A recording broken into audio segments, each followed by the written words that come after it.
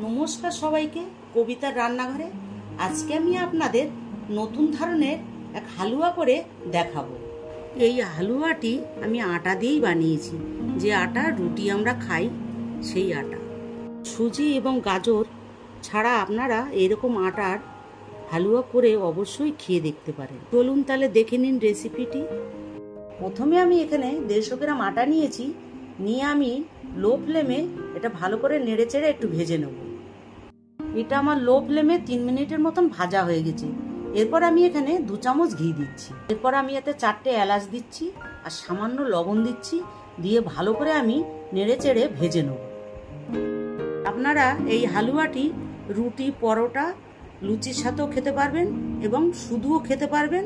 আর বাচ্চাদের টিফিনও আপনারা দিয়ে দিতে পারেন।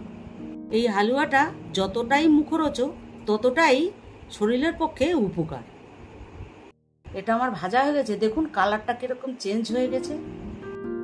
এরপর এখানে আমি 250 গ্রাম মাদার ডেয়ারি দুধ ফুটিয়ে রেখেছিলাম, সেইটা দিয়ে দিচ্ছি।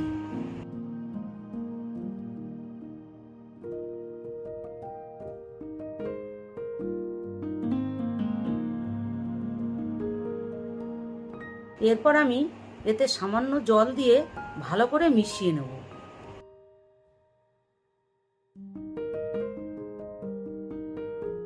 এরপর আমি এর ভেতরে 100 গ্রাম চিনি দিচ্ছি। দিয়ে ভালো করে চিনিটাকে মিশিয়ে নেব। যতক্ষণ না চিনিটা গলছে ততক্ষণ আমাকে নেড়ে যেতে হবে।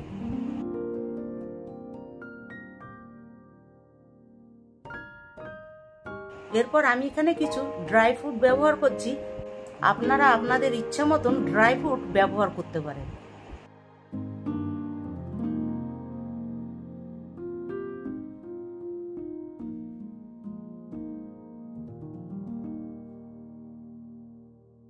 এটা আমার মিডিয়াম ফ্লেমে 4 মিনিটের মতন হবে।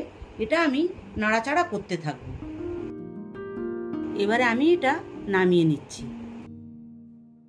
আপনারা আটা দিয়ে এরকম হালুয়া অবশ্যই করে খেয়ে দেখবেন। ভালো লাগলে লাইক, শেয়ার, কমেন্ট করবেন এবং নতুন নতুন রেসিপি দেখতে পাওয়ার জন্য আমার চ্যানেলটিকে সাবস্ক্রাইব করবেন।